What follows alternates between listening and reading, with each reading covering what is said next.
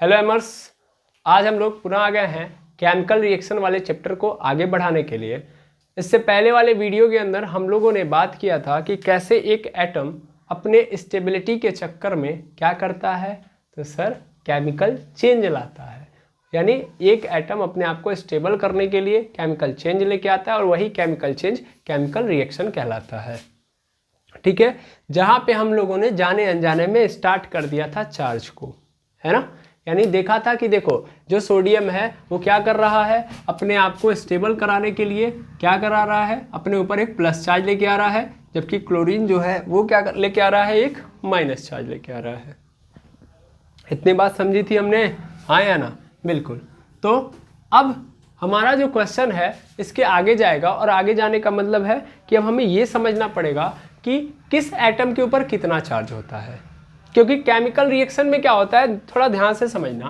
Chemical reaction जैसे कि मैं आपको समझाऊं तो ऐसे आपको नजर आएगा। जैसे अगर मैं देखूं तो NaCl ही है, इस NaCl को किस में डाला जाएगा भैया, पानी के अंदर। मैंने पानी के अंदर डाला, तो पानी के अंदर डाला तो केमिकल रिएक्शन हुआ, केमिकल रिएक्शन के बाद बन गया NaOH और प्लस HCl। अब आधे से ज्यादा लोगों के लिए ये जादू है ना भाई। NaCl H2O के साथ गया तो क्या बना दिया, NaOH और HCl। तो जितने हमारे वहाँ के तेजस्वी लोग हैं, ग्रामीण क्षेत्रों में जो लोग पढ़ते हैं, अगर वो सही तरीके से ऑब्जर्व ना करें तो जानते हैं प्रॉब्लम क्या आती है। वो इन चीज़ों को रटने का प्रयास करते हैं। वो ये सोचते हैं कि इनको रटेंगे, रटने का मतलब NaCl यानी सोडियम क्लोराइड को पानी के अंदर डालूंगा तो सोडियम हाइड्रोक्साइड और हाइड्रोक्लोरिक एसिड बन जाएगा। और इस प्रॉब्लम से वो जूझते रहते हैं और इसीलिए केमिस्ट्री उनको क्या लगती है, टफ। जबकि यहाँ पे क्या हुआ, यहाँ पे केमिकल रिएक्शन हुआ है। ये हुआ है केमिकल रिएक्शन, यही तो है केमिकल रिएक्शन। केमिकल रिएक्शन में और क्या पढ़ना है, यही तो पढ़ना है।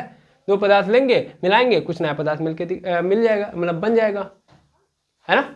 और हम लोग को ये पढ़ा दिया जाएगा कि भाई ये देखो ये क्या है, ये आपका है रिएक्टेंट। क्या है, रिएक्टेंट। रिएक्टेंट मतलब अभिकारक।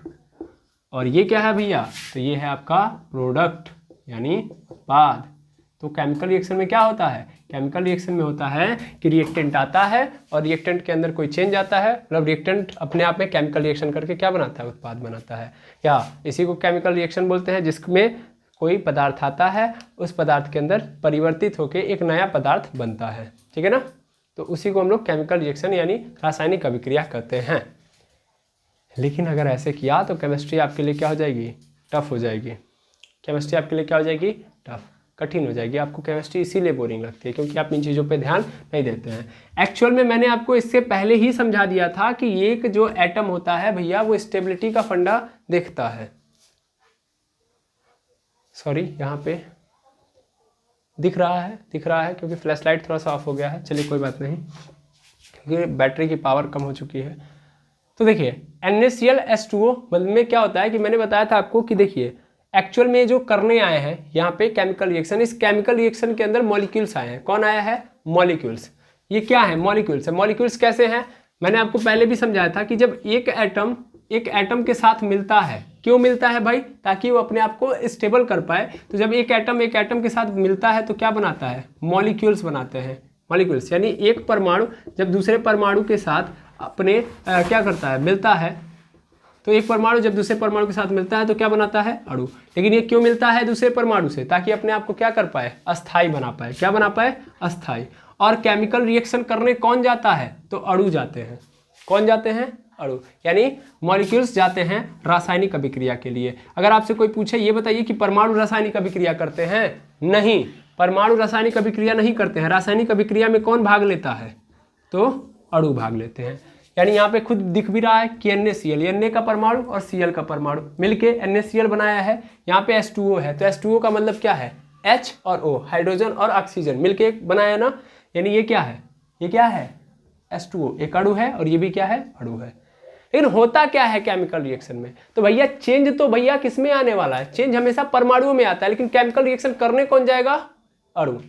इस बात को नोट करिए, केमिकल रिएक्शन कौन करने जाएगा, मॉलिक्यूल्स जाएंगे, लेकिन चेंज किस में आता है, एटम्स में। अब यहाँ पे कैसे ये हुआ, जादू नहीं हुआ ये है कि जो ये NaCl है, जो रिएक्टेंट है आपका NaCl, वो टूट गया है Na+ में और Cl- में। H2O जो है ये भी टूट गया है दो पार्ट में, H प्लस और OH माइनस में।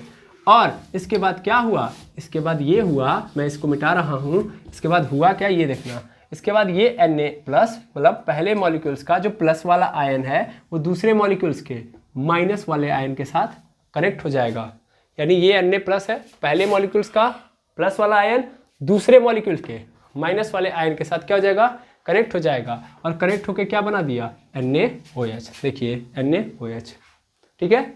इसी तरीके से पहले वाले मॉलिक्यूल का माइनस वाला दूसरे वाले मॉलिक्यूल के प्लस वाले के साथ क्या हो गया, कनेक्ट हो गया। यानी Cl H के साथ कनेक्ट हो गया तो क्या बना दिया, HCl। ये हुआ है, समझ पा रहे हैं, आया ना। ऐसे और मैं रिएक्शन दिखा रहा हूँ ताकि आप पकड़ पाइए कि एक्चुअल में जादू नहीं होता है कुछ, टूटते हैं ये लोग फिर जुड़ते हैं ये लोग। अभी मुझे फील कराना है कि आपकी प्रॉब्लम क्या है जो समझ नहीं पा रहे हो आप। जैसे यहाँ पे H2SO4 है प्लस, मैंने यहाँ पे क्या ले लिया, मैंने यहाँ पे NaCl ले लिया। क्या ले लिया, NaCl। अब मैं केमिकल रिएक्शन कराऊंगा, केमिकल रिएक्शन करने के बाद क्या बन जाएगा, तो बन जाएगा भैया Na2SO4, देखना ध्यान से, प्लस क्या होगा यहाँ पे HCl। कैसे हुआ, जादू हुआ है ना, नहीं, जादू का कारण मैं बता रहा हूँ क्या हुआ है। यहाँ पे क्या हुआ कि ये स्प्लिट हुए हैं, ये मॉलिक्यूल H2SO4 का मॉलिक्यूल दो पार्ट में टूटा है, एक H प्लस में और दूसरा SO4 माइनस 2 में, H प्लस में और SO4 माइनस 2 में। और ये NaCl टूटा है Na प्लस में और Cl माइनस में। पहले ऑब्जर्व करके सिर्फ समझते हैं, ठीक है। अब क्या हुआ है यहाँ से, अब हुआ ये है कि पहले मॉलिक्यूल का प्लस वाला कहाँ जाएगा, किससे कनेक्ट होगा, दूसरे वाले के माइनस के साथ। ये दूसरे वाले का, दूसरे मॉलिक्यूल का माइनस आयन है कि नहीं है, यानी ये क्या है। अच्छा, माइनस वाले को हम लोग क्या बोलते हैं ये बताइए। अगर एक एटम के ऊपर माइनस चार्ज है तो उसको हम लोग क्या बोलते हैं, एनायन बोलते हैं। क्या बोलते हैं, एनायन। और अगर एक एटम के ऊपर क्या आ गया, प्लस चार्ज, तो उसको क्या बोलते हैं, कैटायन, ठीक है। हिंदी में क्या बोलते हैं, हिंदी में एनायन का मतलब क्या है, ऋणायन, हिंदी में मतलब ऋणायन, और कैटायन का मतलब धनायन, ठीक है ना। इसको मैं लिख भी दे रहा हूँ, ये क्या है आपका ऋणायन और ये क्या है आपका धनायन। अब समझिएगा बात को, कैसे समझू सर। तो होता क्या कि पहले मॉलिक्यूल्स का जो धनायन है दूसरे वाले के ऋणायन के साथ जाएगा, यानी पहले मॉलिक्यूल्स का एनायन कैटायन दूसरे वाले के एनायन के साथ, यानी H प्लस किसके साथ कनेक्ट हो जाएगा, माइनस वाले के साथ। समझ पा रहे नहीं समझ पा रहे, तो यानी HCl क्या बना दिया, HCl बना दिया। अब फिर पहले वाले का माइनस वाला मतलब पहले वाले का जो एनायन है दूसरे वाले के कैटायन के साथ जाएगा, तो ये Na प्लस ये धनायन है और ये किसके साथ, पहले वाले के ऋणायन के साथ कनेक्ट होगा, तो ये Na के साथ क्या जुड़ जाएगा, NaSO4। तो क्या हो गया, NaSO4। अरे सर नहीं, यहाँ पे देखिए 2 भी आ गया, ये प्रॉब्लम कहाँ से आ गई, है ना। इस प्रॉब्लम को समझे तो एक्चुअल में जब इस तरीके की कहानी है, पहला चीज़ तो आपको तोड़ने आना चाहिए। जब आप तोड़ोगे तो दिख रहा है आपको यहाँ पे H के ऊपर क्या चार्ज है, प्लस है केवल, यानी प्लस एक चार्ज है। क्लोरीन के ऊपर कितना चार्ज है, माइनस एक चार्ज है। तो ध्यान देना होता क्या है, जब ये H+1 और Cl-1 आते हैं तो इसकी जो पावर है वो इस H के नीचे और इस हाइड्रोजन की जो पावर है क्लोरीन के नीचे। तो चूंकि दोनों की पावर सेम है इसलिए हम नीचे कुछ नहीं लिखेंगे।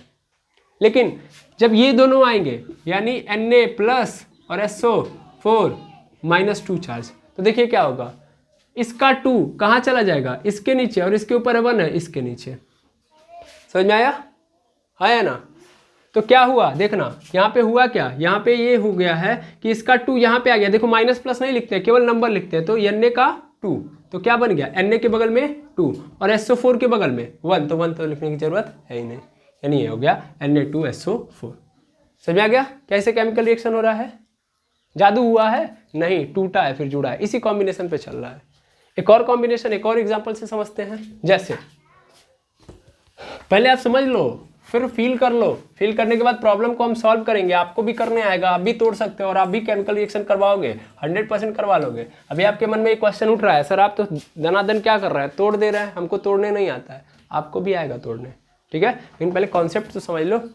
जैसे H2SO4 है और इसके बगल में क्या आ गया, Al एल्यूमिनियम। अब इसने केमिकल रिएक्शन किया तो जानते हैं क्या बन गया, Al2SO4 का होल थ्राइस क्या बन गया, Al2SO4 का होल थ्राइस, और यहाँ से क्या रिलीज हो गया, हाइड्रोजन गैस। ओके, फिर क्या हो गया यहाँ पे, जादू। क्या हो गया, जादू। जादू हुआ है, नहीं हुआ है। अब जादू नहीं हुआ है तो कैसे हुआ होगा सर? सबसे पहली बात तो यहाँ पे क्या हुआ है सर, H+ टूटा और यहाँ पे SO4 टूटा, लेकिन किसके साथ, -2 के साथ। यहाँ पे कौन है सर, यहाँ पे एल्यूमिनियम है। एल्यूमिनियम किस में टूटेगा सर, एल्यूमिनियम कहाँ टूटेगा, एल्यूमिनियम किसी के साथ जुड़ा है कि टूटेगा, नहीं। समझ में आ रहा है? तो एल्यूमिनियम तो ऐसे रह गया। लेकिन जब ये एल्यूमिनियम यहाँ पे देख रहा है कि यहाँ पे H+ है, यहाँ पे SO4-2 चार्ज और यहाँ पे एल्यूमिनियम है, तो एल्यूमिनियम हाइड्रोजन से पावरफुल होता है। हाइड्रोजन से क्या होता है, एल्यूमिनियम पावरफुल होता है। तो ये क्या करेगा, हाइड्रोजन के बगल में बैठे SO4 को अपनी ओर चिपका लेगा। क्या कर लेगा, अपनी ओर चिपका लेगा। इसका कारण क्या है, क्योंकि एल्यूमिनियम पे कैसा चार्ज होता है, +3 चार्ज।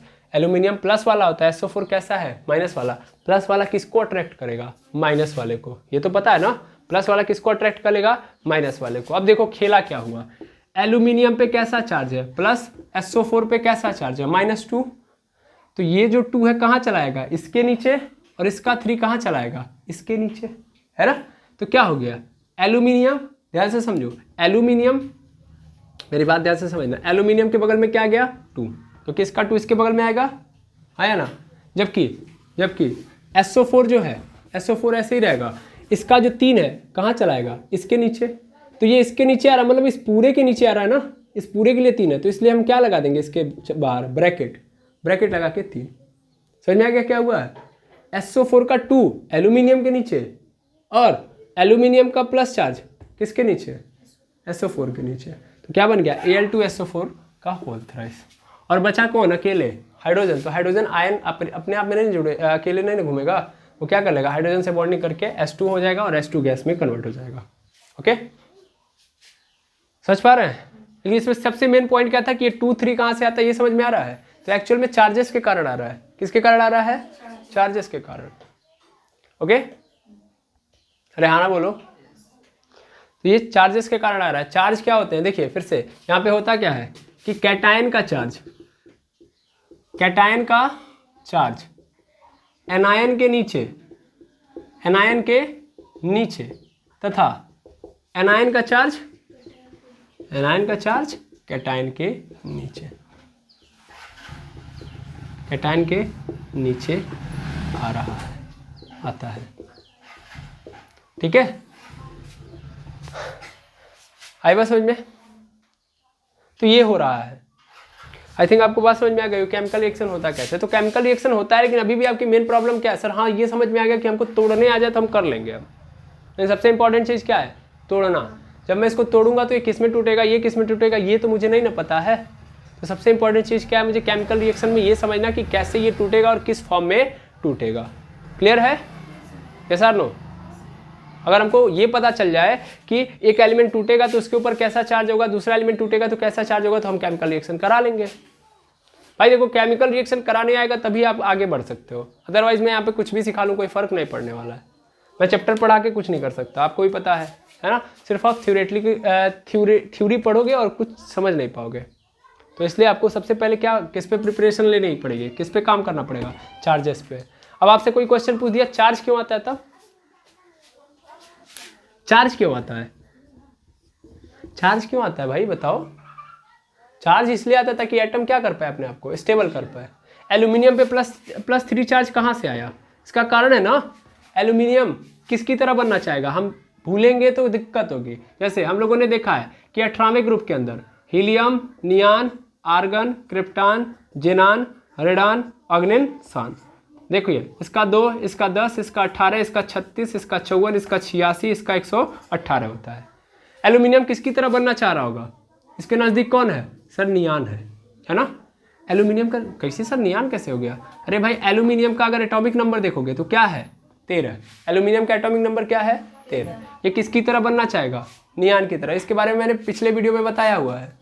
तो एल्यूमिनियम किसकी तरह बनना चाहेगा, नियान की तरह। इसका मतलब इसको 3 इलेक्ट्रॉन अपने क्या करने पड़ेंगे, कम, क्योंकि प्रोटॉन तो नहीं ना कम कर सकता, प्रोटॉन कम कर सकता, ये किसको कम करेगा तब, इलेक्ट्रॉन को। तो 13 है तो 10 बनाने के लिए इसका मतलब 3 इलेक्ट्रॉन देगा ये, तभी तो क्या आएगा, तभी तो ये नियान की तरह बन पाएगा। और 3 इलेक्ट्रॉन देने का मतलब अगर एल्यूमिनियम अरे एल्यूमिनियम सुन लो भाई, 3 इलेक्ट्रॉन क्या कर दे, निकाल दे, 3 इलेक्ट्रॉन क्या कर दे, निकाल दे, तो एल्यूमिनियम पे कितना चार्ज आएगा, +3 चार्ज ही तो आएगा, क्योंकि इलेक्ट्रॉन कम करूंगा तो कैसा चार्ज प्लस, इलेक्ट्रॉन लूंगा तब कैसा चार्ज माइनस। समझ में आया?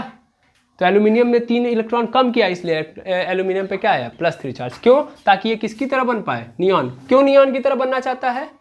ताकि ये भी मोह माया से मुक्त हो जाए। समझ पा रहे हैं? मैंने इसका फंडा बताया कि इनके पास हायर एनर्जी होती है, उस एनर्जी को डाउन करके ये आराम से इनकी तरह जीना चाहते हैं, और कम एनर्जी के साथ कौन जीवन जी रहा होता है, ये लोग। ठीक है, तो हर एटम पूरे केमिस्ट्री में क्या चल रहा होता है, ये लोग इनकी तरह बनना चाहते हैं। 118 के 18 एलिमेंट में से 111 के 11 आपस में लड़ते हैं, भिड़ते हैं इनकी तरह बनने के लिए। समझ पा रहे हैं? और ये 118 के 18 कहाँ मिलेंगे, तो ये है आपका पीरियोडिक टेबल, इस पीरियोडिक टेबल में मिलेंगे। देखिए इसमें आपको देखना है, और यही तो आपका जीवन है केमिस्ट्री में। देखिए आपने अभी जस्ट एल्यूमिनियम की बात की सर, देखिए एल्यूमिनियम दिखा 13 पे, है कि नहीं है? और ये रहे हमारे वहाँ के किंग, पूरे केमिस्ट्री के किंग कौन है, हीलियम, नियान, आर्गन, क्रिप्टान, जिनान, रेडान, है कि नहीं है? और फिर ऑर्गेन, स्वान। दिखा कि नहीं दिखा? यहाँ से आप पकड़ पाओगे चीज़ों को। तो सबसे पहले आपकी समझ किस पे विकसित होनी चाहिए, पीरियोडिक टेबल पे। सबसे पहला काम आप क्या करेंगे, पीरियोडिक टेबल को अच्छे से डिटरमाइन करेंगे। वो कैसे करेंगे सर? कोई बात नहीं, अगर आपको नहीं समझ में आए तो इसी के लिए तो मैं खड़ा हूँ यहाँ पे। पीरियोडिक टेबल का ऑलरेडी वीडियो बन चुका है, लेकिन अगर आपको नहीं पता तो आप पुनः इस वीडियो के थ्रू समझेंगे। तो हम लोग कल क्या करेंगे, एक क्लास के अंदर प्रयास करेंगे कि हम पीरियोडिक टेबल को ख़त्म कर पाएँ। मतलब एक क्लास में हम पीरियोडिक टेबल के बारे में जानकारी ले लेंगे कल, और फिर नेक्स्ट वीडियो के अंदर उनके अंदर एलिमेंट भरना, मतलब एलिमेंट तो कल ही भर लेंगे। नेक्स्ट वीडियो के अंदर हम लोग एटॉमिक नंबर सीख लेंगे, एटॉमिक नंबर सीख लेंगे, और उसके बाद फिर क्या करेंगे, मजा करेंगे। उसके बाद तो फिर हम केमिस्ट्री अपने अनुसार चलाएंगे ना। समझ पा रहे हैं? सबसे पहले पीरियोडिक टेबल पे कमांड जिसने बना लिया, केमिस्ट्री उसके हाथ में आ जाएगी। समझ पा रहे हैं? क्योंकि एलिमेंट को आप समझ ही नहीं पाओगे, कौन सा एलिमेंट कहाँ है, क्या चाहता है। जब तक ये नहीं समझ पाओगे तब तक आप यहाँ पे घूमते रहोगे, ट्रैवल करते रहोगे। तोड़ना तो आसान बात है, तोड़ने तो आपको 2 मिनट के अंदर आ जाएगा, देख के आप तोड़ दोगे। अरे भाई कह रहे कलमों नहीं उठाएंगे, ऐसे देख के तोड़ देंगे आप। समझ पा रहे हैं? और तोड़ने आ गया तो फिर केमिकल रिएक्शन करने में क्या ही बात है ना? उसके लिए आपको किस पे कमांड बनाना पड़ेगा, पीरियोडिक टेबल पे। तो चार्ज क्यों आता है ये समझ में आ गया, और बाकी ये नंबर्स कैसे इधर उधर होते हैं ये समझ में आ गया। केमिकल रिएक्शन होता कैसे ये समझ में आ गया। प्रॉब्लम क्या समझ में आई, प्रॉब्लम ये आई तोड़ने नहीं आता है सर, किस पे कितना चार्ज आएगा ये नहीं पता है सर, है ना? तो इसके बाद हम कहाँ पे करेंगे, नेक्स्ट वीडियो के अंदर, जहाँ पे हम पीरियोडिक टेबल की बात कर रहे होंगे। तो आई होप आपकी आज की क्लास किस पे बेस्ड थी, प्रॉब्लम को आइडेंटिफाई करने पे। तो आप प्रॉब्लम को आइडेंटिफाई कर चुके हैं, तो कल हम मिलेंगे पीरियोडिक टेबल को समझने के लिए। तो मिलते हैं नेक्स्ट वीडियो के अंदर। आज के लिए इतना ही। Thank you very much एमर्स।